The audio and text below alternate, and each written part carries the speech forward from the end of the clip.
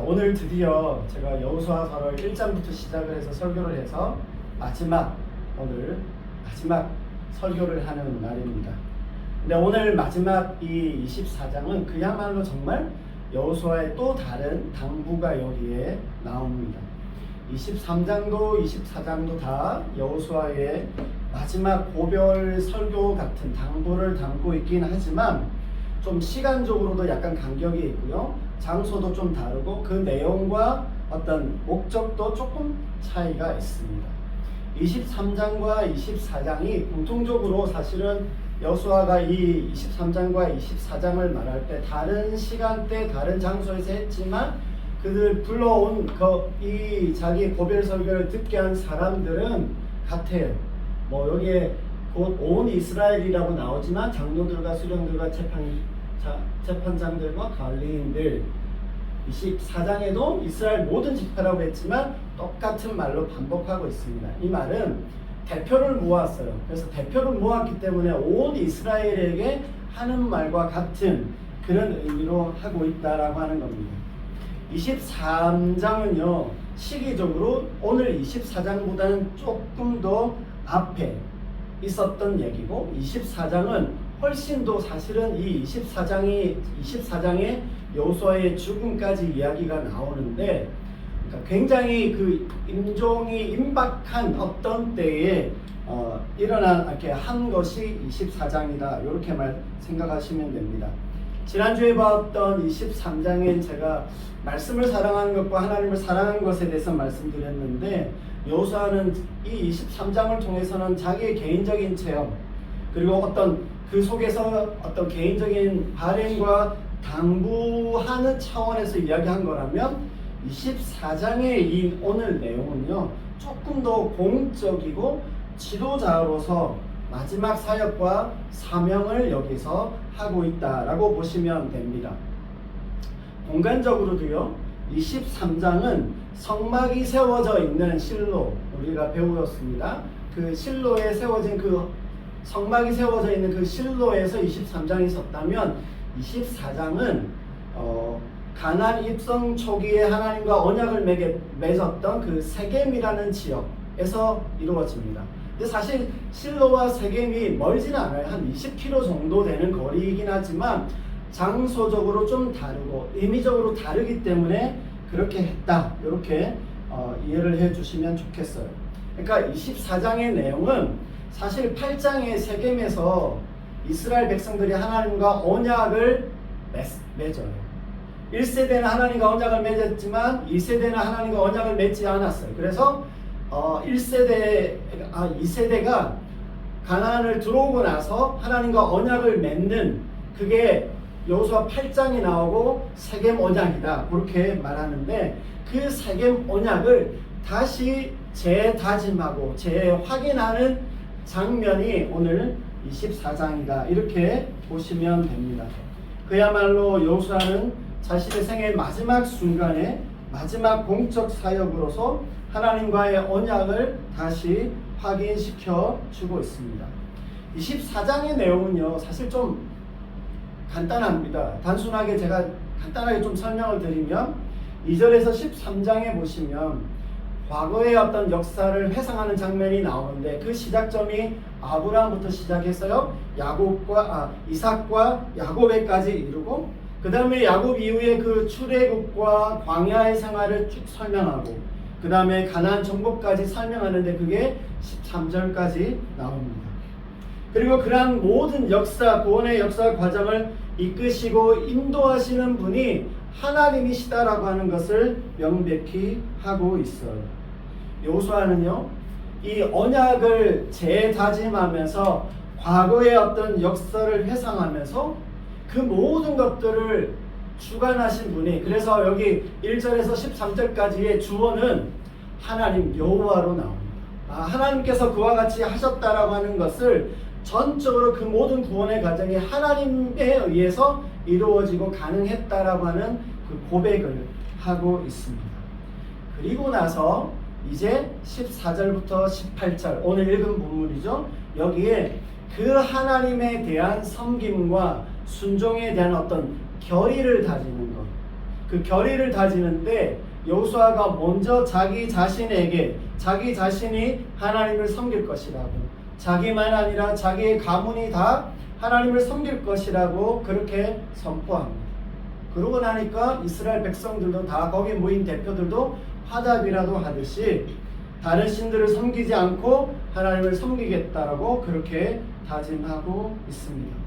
그게 오늘 읽은 본문 뒤에 가면 이제 그 언약에 관계된 어떤 조문들이 나오는데, 거기에 축복과 저주와 관계된 것들이 나오며, 그리고 그것에 대한 어떤 규정들을 이제 쭉 설명을 합니다. 그리고 나서 이게 다 언약이 맺어지고 나면 증거로 하나의 돌을 세웁니다. 그렇게 하고 이 언약식은 끝나고요. 이제 29절 이하에 보면 여호수아와 제사장 엘르아살의 죽음을 언급하면서 여호수아서 전체가 마무리됩니다. 이렇게 쭉 제가 한번 전체 내용을 한번 언급을 드렸는데 이걸 다 할 건 아니고요. 오늘 제가 살펴보고 싶은 건 여기 여호수아서 24장에 보면 반복되어지는 단어를 여러분들이 발견하셨을 거라고 생각하는데요. 반복하면서 강조되는 단어가 있어요. 그게 뭐냐면 섬기다. 이게 히브리어는 아바드인데요. 이 아바드라고 하는 이 단어가 파생된 어떤 파생 단어들 있잖아요. 동사형, 명사형, 그리고 히브리어는 여러 가지 그 변형들이 좀 있는데 그런 것까지 다 해서 여기에 이제 나오고 있어요. 구약 전체에 하면 한 290번 정도 나오는데 여호수아서에만 한 30회 정도가 나오는데 이 24장에만 15회 정도가 나와요. 굉장히 22장에 2번, 23장에 3번 뭐 요렇게 나오다가 24장에만 집중적으로 한 14, 5번이 여기에 나옵니다. 그만큼 이 24장의 핵심 단어가 섬기다라고 하는 이 단어가 된다라고 하는 걸 알 수 있어요.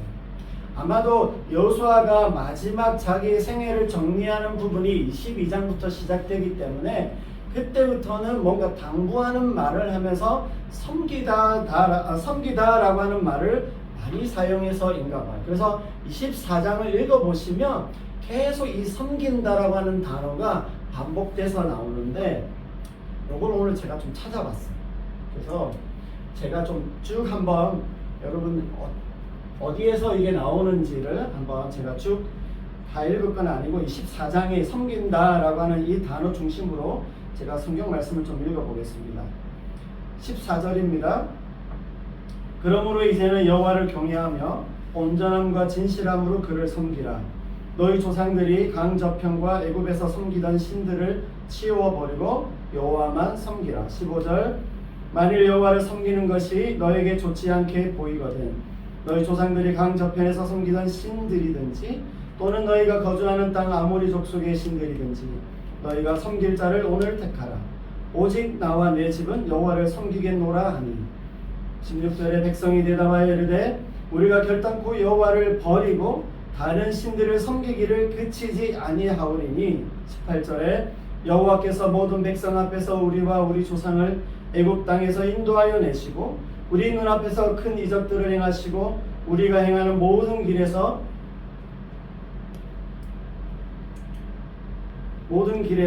우리가 통과한 모든 백성들 중에서 우리를 보호하셨음이니라. 그러므로 우리도 여호와를 섬기리니 그는 우리의 하나님이시니이다 하니라. 여호수아가 백성에게 이르되 너희가 여호와를 능히 섬기지 못할 것은 그는 거룩하신 하나님이시요 질투하신 하나님이시니 너희의 죄가와 죄를 용서하지 아니하실 것입니다. 만일 너희가 여호와를 버리고 다른 신들을 섬기면 너희에게 복을 내리신 후에라도 돌이켜 너희에게 재앙을 내리시고 너희를 멸하시리라 하니 21절입니다. 21절에서 23절 백성이 여호수아에게 말하되 아니니이다. 우리가 여호와를 섬기겠나이다 하는지라. 여호수아가 백성에게 이르되 너희가 여호와를 택하고 그를 섬기리라 하였으니 스스로 증인이 되라 하니 그들이 이르되 우리가 증인이 되나이다 하더라. 여호수아가 이르되 그러면 이제 너희 중에 있는 이방 신들을 치워버리고 너희 마음을 이스라엘의 하나님 여호와께로 향하라. 이 향하라고 하는 단어가 섬기다라고 하는 단어는 아니지만 이 안에 섬기다라고 하는 뜻을 담고 있어서 뭐 딱 정확한 그 말은 아니지만 여기에 한번 참고하라고 넣었습니다. 24절 31절에도 비슷하게 나오는데요. 이렇습니다. 백성이 여호수아에게 말하되 우리 하나님 여호와를 우리가 섬기고 그의 목소리를 우리가 청종하리다. 청종한다는 말 31절에 이스라엘이 여호수아가 사는 날 동안과 여호수아 뒤에 생존한 장로들 곧 여호와께서 이스라엘을 위하여 행하신 모든 일을 아는 자들이 사는 날 동안에 여호와를 섬겼더라. 31절 지나갔네. 청종하니라 섬겼더라. 여기까지입니다. 그러니까 24장에서 가장 강조되는 단어는 분명히 섬긴다, 에바드입니다. 이거를요, 아까 말씀드린 대로 이게 어근인데 아바드인데 여기서 파생된 단어들까지 다 하면 한글에서 좀 번역될 때 그 문맥에 맞게 다른 말로 번역이 되어 있어요. 그래서 요거를 조금 성경에서 찾아보면 이렇습니다. 네. 첫 번째는요, 여러분 우리가 섬긴다라고 하는 그 일반적인 의미에서 가장 먼저 떠오르는 게 뭐냐면 신하가 왕을 섬기는, 종이 주인을 섬기듯이 이렇게 뭔가 신하가 왕을 섬기는 그런 의미로 아바드가 쓰이고요. 그 다음에 다른 사람을 위해서 노동이나 일을 하는 것, 이게 우리가 섬긴다라고 할 때 많이 생각하는 단어가 이 섬긴다입니다. 근데 이 단어가 오늘 본문에서처럼 하나님에 대해서 하나님을 신앙하고 하나님을 하나님으로 받아들이고 살아가는 그 삶에 대해서 말할 때 섬긴다, 신앙적 고백으로 할 때 섬긴다. 그리고 하나님이 대상이 아닌 다른 우상 숭배하는 그런 어떤 이방신을 섬길 때에도 이 아바드라고 하는 이 단어를 그대로 썼어요. 그러니까 여러 가지 용례를 통해서 사용이 되고 있다라고 하는 것을 알 수 있습니다. 또 한 가지가 이 아바드라는 단어가 어디에 쓰였냐면 레위 사람들이 성막에서 하나님을 제사할 때, 예배할 때 쓰인 단어가 아바드, 섬기다입니다. 그래서 우리가 사실은 예배하다라고 할 때 여러분 영어로 하면 서비스란 이야기를 하죠. 그게 뭔가 서비스 이게 아니라 하나님을 예배한다라고 할 때 그 서비스, 워십 서비스가 여기에서 기인했다. 이렇게 생각을 한번 해보시면 됩니다. 아무튼 이런 어떤 용례들, 섬긴다라고 하는 단어가 이런 것을 포함하고 있구나라고 하는 것을 좀 염두에 두시면서 제가 오늘 말씀을 좀 나누려고 합니다. 여러분 여호수아서에서요 가장 유명하고 중요한 문장이 가장 첫 장에 나오고 마지막 장에 나오는 것 같아요. 여러분 기억하실지 모르겠지만 여호수아서 1장 6절에서 9절까지 말씀이 여호수아서를 시작하면서 가장 중요한 약속과 하나님의 어떤 약속이 들어가 있는 말씀이 이겁니다. 우리 같이 한번 읽어보면 좋겠습니다. 한번 여호수아서 1장을 생각하시면서 같이 한번 읽어보겠습니다. 시작. 강하고 담대하라. 내가 너를 맹세하여 그들에게 주리라 한 땅을 이 백성에게 차지하게 하리라. 오직 강하고 극히 담대하여 나의 종 모세가 내게 명령한 율법을 다 지켜야 하고 자로나 치우치지 말라. 그리하면 어디로 가든지 형통하리니 이 율법책을 내 입에서 따르지 말게 하며 주야로 그것을 묵상하여 나의 기록된 대로 다 지켜 행하라. 그리하면 내 길이 평탄하게 될 것이며 내가 형통하리라. 내가 내게 명령한 것이 아니냐. 강하고 담대하라. 두려워하지 말며 놀라지 말라. 내가 어디로 가든지 내 하나님 여호와가 너와 함께 하느니라 하시니라. 24장을 다 마치고 나서 보니까 하나님 1장에서 시작할 때 이 하나님의 말씀이, 이 약속이 어떻게 다 이루어졌는지를 우리가 좀 볼 수가 있습니다. 그리고요 이제 24장에 아주 유명한 구절이 있는데 그게 오늘 읽은 본문 14절에서 18절입니다. 근데 그 중에서도 유명한 구절이 뭐냐면 15절인데 15절이 있습니다. 너희가 섬길 자를 오늘 택하라. 오직 나와 내 집은 여호와를 섬기겠네. 그래서 왜 그 기독교 서점에 문구 이렇게 하는 거 있잖아요. 뭐라 그러나 그런 액자 같은 거에 많이 있는 구절이 오직 나와 내 집은 여호와를 섬기겠노라. 요 구절을 딱 많이 넣어뒀어요. 자, 근데 이 오직 하나님을 섬기라고 하는 이 말이 이게 어떻게 하라는 거지? 하나님을 섬긴다는 거 이게 뭐지? 라고 하는 조금 다소 추상적이다라고 생각할 수 있겠다는 생각을 저는 했습니다. 그리고 오직 여호와를, 그래서 오늘 사실은 제가 설교 제목에 오직 여호와만 섬기라 이렇게 이야기가 되는 거잖아요. 그렇게 되면 조금 다소 오해하기 쉽겠다라고 하는 생각도 했습니다. 신앙을 가진다는 것, 교인이 된다는 것, 오직 하나님을 위해서 종노릇하며 하나님만을 위해서 하나님과 관련된 일을 해야 하나 보다. 하나님 시키는 일만 해야 되고 하나님께만 좋은 일을 하는 그런 식의 섬기는 그런 거를 해야 되나 보다. 이렇게 들리기가 쉬워요. 게다가 오늘 성경 말씀에 보면 뭐가 들어가 있습니까? 섬길래 안 섬길래 택해라. 뭔가 강제적으로 하고 있는 그런 어떤 느낌도 보입니다. 하나님 버리고 다른 신을 섬기면 멸하리라 라고 하는 구절이 뒤에 나오죠. 그러니까 뭔가 그렇게 하지 않으면 큰일 날 것처럼 그렇게 되는 말씀도 여기에 있어요. 그래서 제가 오늘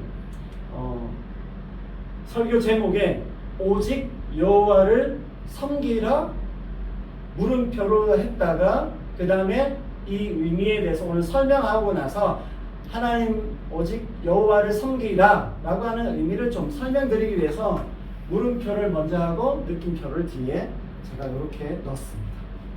하나님을 섬긴다는 말을 어떻게 이해해야 할까요? 어떤 의미로 우리는 받아들이고 이해하는 게 맞을까요? 좀 막연하게 들리기도 하지만 하나님을 섬긴다는 말, 이것은 하나님에 대한 신앙적, 영적 표현으로 이해하시면 됩니다. 저는 이 말을 하고 있는 여호수아의 지금의 상황에서 왜 24장에 그렇게 많이 이 단어를 사용해 가면서 여호와를 섬기라라고 이렇게 이야기했을까라고 하는 걸 생각하면서요. 하나님을 섬긴다는 말을 어떻게 이해해야 되는지, 어떤 문맥에서 이해를 해야 되는지를 좀 생각을 하게 됐습니다. 말씀드렸죠. 여호수아 24장은 어떤 상황이라고요? 언약을 재다짐하는 상황. 다시 언약 안에서 그 다짐하는 걸 다시 확인하는 그 상황에 24장이 있는 것이고, 그 상황 안에서 여호수아가 계속 반복하는 말이 여호와를 섬긴다라고 하는 말입니다. 그러니까 다시 말하면 이 여호와를 섬긴다, 섬기는 삶이라고 했을 때에 내포하고 있는 의미가 뭐냐면 하나님과의 그 언약적인 관계 안에서 이해를 해야 한다라고 하는 겁니다. 언약이 뭘까? 언약이 주는 의미가 뭘까를 제가 이제 좀 더 설명할 텐데요. 여러분, 언약이 뭡니까? 영어로 covenant입니다. promise입니다. 약속입니다. 상호간에 언약을 맺으면 상호간에 책임을 다해야 되고요. 서로가 서로에게 의미 있는 관계가 되어야 합니다. 가장 우선적으로 하는 게 임금과 신하가 어떤 그런 주종 관계에서 군신 관계라고 그러죠. 그 관계 안에서 이렇게 하지만 또 대표적으로 우리가 이 언약의 관계를 경험하는 게 뭐냐면 결혼입니다. 결혼이 대표적으로 이 언약적 관계를 경험하게 되어지는 거 있습니다. 직장 생활도 사실은 우리가 계약서를 쓰기 때문에 그 계약서 안에서 우리가 하는데 지금 우리의 직장은 사실 좀 임시적이고 한시적인 성격이 있기는 있어요. 근데 하나님과도 우리는요, 사실은 그 언약적인 관계 안에 있는 겁니다. 조금 더 특별해요. 하나님과 맺는 이 언약적 관계는 더 특별합니다. 하나님께서 예수 그리스도의 그 십자가의 구원을 통해서 이러한 언약적 관계를 우리와 맺고 계시다라고 하는 겁니다. 나갔어요. 어떻게 해야 되지? 다시 왔어요. 우리 주여. 감사합니다. 자, 그래서 이거를 다시 켜보세요. 에어컨을 다시 켜야 될 것 같아요. 영원하고 변함없는 관계의 그 구속 안에 우리를 두셨다라고 하는 겁니다. 여름이긴 여름이거든요. 자, 제가 오늘 이러한 하나님과의 언약적인 관계에 대해서 사실 좀 말씀을 드릴 때 제가 요즘 많이 생각하고 있는 부분들이 있습니다. 뭐냐면 하나님이 내게 어떤 의미이실까? 나는 왜 내 삶의 인생에 있어서 그렇게 하나님과 이런 어떤 삶을 사나? 라고 생각할 때 이게 내가 하나님과 맺은 그 언약적인 관계 안에서 하나님이 내게 의미가 있다. 내 삶에서 하나님 정말 의미가 있는 분이시다라고 하는 것. 내 삶의 유일하고 특별한 의미로 내가 하나님을 받아들인 그 삶을 살고 있다라고 저는 그렇게 말씀드리고 싶습니다. 내 삶에서 가장 우선하고요, 가장 중심적인 의미를 가지신 분이 하나님이시다라고 하는 그 고백이 있는 삶이 바로 우리가 하나님과 언약적 관계 안에 있기 때문이다라고 말씀드릴 수 있습니다. 하나님을 섬긴다고 고백하는 사람은요, 하나님과 가장 우선하고 중심이 되시는 그 의미를 가진 그 삶을 살아가는 사람입니다. 내 삶을 사는데 아무 무관하게 상관없이 더 나아가서는 내 뜻과 내 욕구와 욕망으로만 살아가는 그런 삶이 결코 아니다라고 하는 겁니다. 여러분들에게 한번 물어보고 싶습니다. 우리가 다 하나님을 알고 예수 그리스도를 우리의 구주로 믿는다라고 하지만 정말 예수님이 내 삶에 의미가 있어요? 예수님이 내 인생에 그런 의미로 계신 분이 맞나요? 하나님 그냥 내 소원 들어주고 내가 죽었을 때 천국 가게 해주신대 라고 해서 하나님을 그렇게 받아들이고 있는 것은 아닌지, 하나님은 나의 인생과 전 존재를 두고 의미가 있으신지, 이 의미가 있다는 말을 잘 이해하시면 좋겠어요. 나는 그런 의미에서 하나님을 섬기는 사람이라고 고백하고 있는지 한번 생각해 보면 좋겠습니다. 이것이 제가 오늘 사실 하나님을 여호와를 섬긴다라고 하는 이 말을 생각하면서 오늘 좀 제가 강조하고 싶은 부분입니다. 우리가 하나님을 섬긴다라고 할 때 좀 막연하게 들릴 수 있겠지만 가장 우선적인 의미를 둔다면, 이게 의미란 말을 제가 많이 쓰는데 오늘 또 하나님이 내게 의미 있는 분이다라고 이렇게 이야기하니까 좀 혼동스럽긴 한데요. 하나님은 정말 제 고백적으로 말한다면 제 인생과 삶에서 정말 의미가 있는 분이시다라고 그렇게 말씀드릴 수 있습니다. 이게 우리가 하나님을 신앙하고 하나님을 믿고 있다라고 하는 우리의 당연한, 우리가 보여야 되는 반응이다라고 저는 그렇게 생각해요. 하나님께서 나의 인생과 삶의 의미가 있다, 절대적 의미가 있다는 것은요, 뭘 의미하냐면 무엇을 하든지 어떤 생각을 하든지 하나님이 떠올려줘요. 왜? 하나님이 내게 그런 의미가 있는 분이시기 때문에 뭘 하든 어떤 생각을 하든 자꾸 하나님과 이렇게 연결되고 하나님이 걸려요. 그냥 할 수가 없어요. 그 모든 일들이 하나님과 연결되어지고 하나님과 함께 하려 하는 마음으로 이어진다라고 하는 겁니다. 여러분, 이게 신앙이고 이게 믿음인 거예요. 이게 우리 삶 가운데 있어야 돼요. 그래서 정말 하나님이 나의 삶과 일상에 상관이 있어야 돼요. 내 인생이 하나님과 상관이 있어야 돼요. 언약적인 관계 안에서 상관이 있는 삶이 되어야 되고 의미가 있는 삶이 되어서야 합니다. 제가 자주 말씀드리지만 하나님과의 그 관계가 우리가 온전할 수도 없고 완전할 수도 없고 그 정도에 다 미치지 못한다 할지라도 하나님이 내 삶과 내 생각에 내 인생의 어떤 결정들에 있어서 의미가 있는 분이 되어서야 합니다. 우리가 믿음이 있고 신앙을 한다면 하나님과 그렇게 이어진 그 관계 안에 있어야 돼요. 그게 언약 안에 있다라고 하는 증거입니다. 여기 계신 모든 분들 정말 하나님께서 여러분의 삶과 인생에 그와 같이 의미가 있는 분으로 여러분들이 믿고 신앙하면 좋겠습니다. 자, 이제는요 좀 이런 언약적인 관계 안에서 우리가 하나님을 섬긴다는 말을 이해할 때 조금 그 연장선상에서 구체적으로 뭐가 있을까? 제가 두 가지만 생각하려고 합니다. 두 가지 어떤 실천 내용을 말씀드리고 하려고 하는데 그 첫 번째는요 예배입니다. 오늘 저희가 아까 그 용예수도 말씀드렸지만 레위인들이 성막에서 제사할 때 예배할 때 섬긴다라고 하는 단어를 썼다고 했죠. 우리가 하나님을 섬긴다라고 할 때 그 사람은 하나님을 예배하는 사람입니다. 하나님을 예배한다는 건 뭔지 아세요? 하나님을 하나님으로 인정한다는 겁니다. 하나님이 하나님으로 인정되어지는 그 삶에서 나오는 고백의 표현이 뭐냐? 그게 예배입니다. 하나님은 창조주이시고 구원자이시고 주관자이시고 주권자입니다. 그러시기에 우리 예배를 받으시기에 마땅하시고 합당하신 분이십니다. 하나님이 우리와 언약을 맺었다고 우리와 동등하신 분으로 만만하게 보일 그런 존재가 아닙니다. 하나님은 우리와 다른 차원에 계신 우리가 접근할 수도 없는 그 하나님이신데 우리에게 찾아오셔서 우리가 언약적 관계 안에서 우리가 그분과 만나고 있는 것입니다. 우리가 섬긴다고 할 때, 하나님을 섬긴다고 할 때 우리의 전 세계를 통하여서 그렇게 하나님을 예배하는 삶이 우리 가운데 있어야 돼요.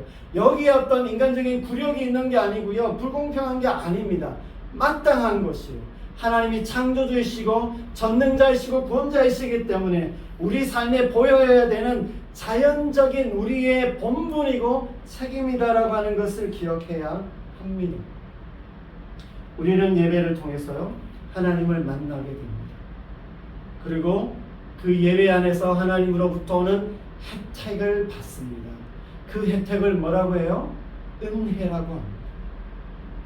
그러한 하나님께 우리가 그 은혜를 통해서 그 하나님께 나아감으로 우리가 살 수 있고요, 생명을 공급받기 때문에 하나님을 섬기는 자는 예배하는 자가 되어야 되고요, 그 예배를 통해서 우리 삶의 그 모든 기반과 기초를 공급받고 충만케 되어지고, 그래서 우리가 신실하게 그 영적인 삶, 믿음의 삶을 살 수 있고 우리의 삶 안에, 일상의 삶 안에 흘러오게 된다는 것을 기억해야 됩니다.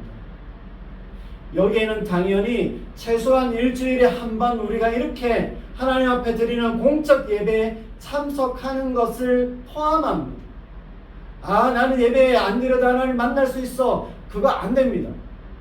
가능하겠지만 그거 안 됩니다. 하나님 앞에 한 번 하나님 앞에 어떤 형태로든 예배, 공적 예배에 참여하는 걸 정말 귀중하게 생각하고 참여해야 돼요.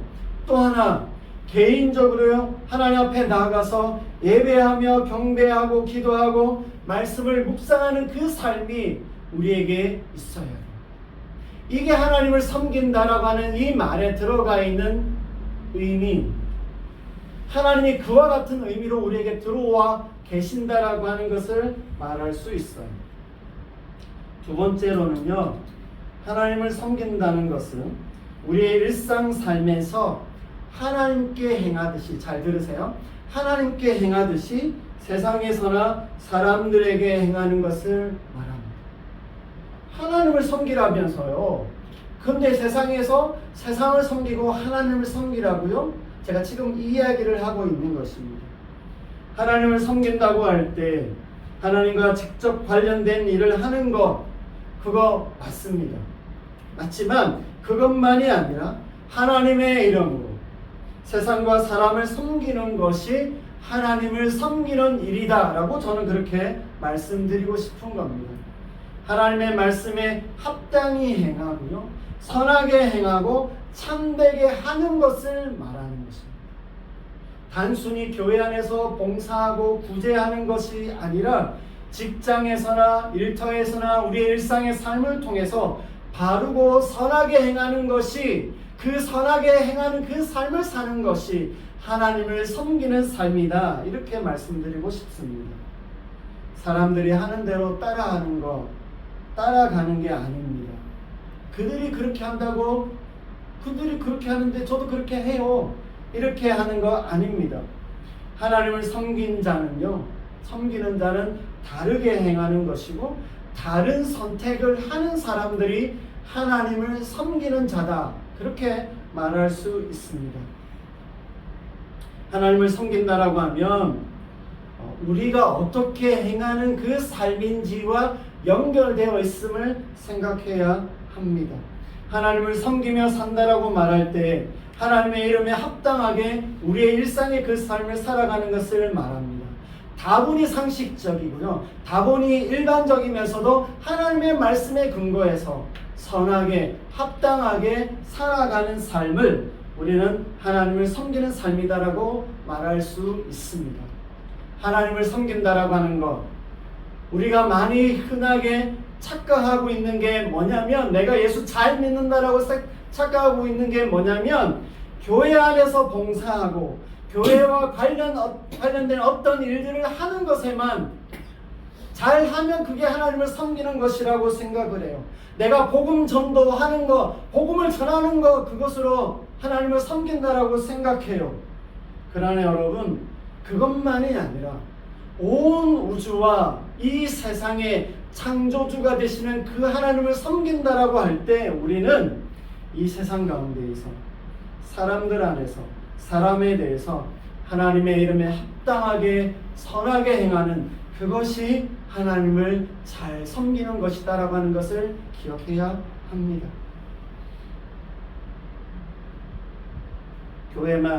교회 안에서만 잘 섬긴다고 하나님을 진정으로 섬기는 것, 교회에 와서만 예배하고 교회에 오는 것만 하나님을 섬기는 것이라고 생각하면 안 되는 것입니다. 세상 사람들에게 세상에서 하나님의 말씀에 합당하게 선하게 행할 때 그것이 우리가 하나님을 섬긴다라고 말할 수 있습니다. 제가 어쩌다 보니까요, 교회 밖에서, 이전엔 정말 저는 교회 안에만 있었던 사람입니다. 교회 안에서만 있었고 교회 안에서만 사람들을 만났고 교회 안에서만 조직 생활을 했던 사람입니다. 근데 어쩌다 보니 교회 밖에서 사람을 만나고 함께 일하는 경험을 하게 됐고 지금도 사실은 저와 하고 있습니다. 근데 제가 그 교회 밖의 사람들, 교인들이 아닌 사람들, 함께 있는 사람들을 대하면서요, 항상 선하게 대하느냐, 목사인 줄 다 알아요. 근데 이게 선하게 대하느냐, 합당하게 행하느냐, 그렇지 못할 겁니다. 그거 자신 있게 말할 수 없어요.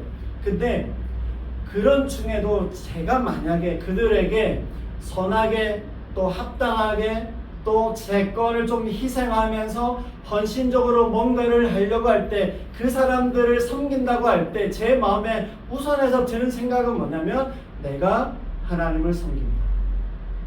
그들을 섬기는데, 그들 앞에 내가 행하는데 하나님을 섬긴다라고 하는 마음으로 행하고 있어요. 어떤 일들을 하고 있습니다. 큰 것들은 아닌데 뭐 할 때마다, 사람들의 눈에 보이지 않을 때마다 행하면서도 저는 하나님을 섬긴다라고 하는 그 마음으로 해요. 하나님을 섬긴다는 것은요, 그들에게 우리의 사랑을 나타내는 것, 그게 하나님을 섬기는 것이다. 왜냐하면 하나님은 우리에게, 나에게 그런 의미로 계신 하나님이시기 때문입니다. 이제 설교를 마치겠습니다. 오늘 여기에 함께 계신 모든 분들, 정말 온라인으로 계시는 분들도 다 여기 계시는 것 같은데요. 정말 당부하고 싶습니다. 또 저희 가정의 우리 두 자녀들에게도 정말 당부하고 싶어요. 우리 스스로를, 내 스스로를 나는 하나님을 섬기는 자다. 오늘 말씀드린 이런 의미에서 나는 하나님을 섬기는 자다라고 고백할 수 있는 우리가 되면 좋겠어요. 그래서 정말 하나님께서 우리의 인생에 유일하고 절대적인 의미가 있는 그 삶이 되기를 원하고요. 하나님과 모든 범사와 행사에서 하나님과 관계가 있고 연결되는 그 삶을 살아가시기를 바랍니다. 한 번 더 그래서를 말씀드리면 여러분 진정하고 진실되게 하나님을 섬기는 그 사람의 모습을 살아가는 우리 모두가 되시기를 주님의 이름으로 축복합니다.